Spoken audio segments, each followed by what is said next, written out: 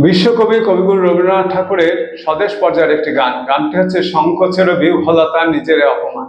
গানটির রচনাকাল 1336 বঙ্গাব্দের পৌষ মাস, ইংরেজি 1930 খ্রিস্টাব্দ। কলকাতায় অনুষ্ঠিত জুজুৎসু প্রদর্শনী উপলক্ষে 1931 খ্রিস্টাব্দে গানটি প্রথম গীত হয়। গানটির স্বরলিপি করেছেন শ্রীযুক্ত শৈলজা রঞ্জন মজুমদার মহাশয়। গানটির রাগ হচ্ছে ইমন কল্যাণ, তাল হচ্ছে 6 মাত্রা, তার দাদরা। গানটির স্বরবিতানে 17 নম্বর খণ্ডে পাওয়া যায়। গানটি গেয়ে শোনাচ্ছি। সংকোচের বিহ্বলতা নিজের অপমান, সংকটের কল্পনাতে হয়েও না ম্রিয়মাণ। সংকোচের বিহ্বলতা নিজের অপমান, সংকটের কল্পনাতে হয়েও না ম্রিয়মাণ। মুক্ত কর ভয়, আপনা মাঝে শক্তি ধর, নিজের কর জয়। সংকোচের বিহ্বলতা নিজের অপমান, সংকটের কল্পনাতে হয়েও না ম্রিয়মাণ।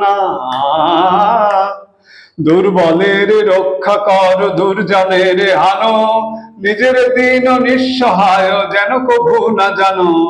দুর্বলের রক্ষা কর, দুর্জনের হানো, নিজের দীন নিঃসহায় যেন কভু না জানো। মুক্ত কর ভয়, নিজের পর করিতে ভর, না রেখো সংশয়। সংকোচের বিহ্বলতা নিজের অপমান, সংকটের কল্পনাতে হয়েও না ম্রিয়মাণ।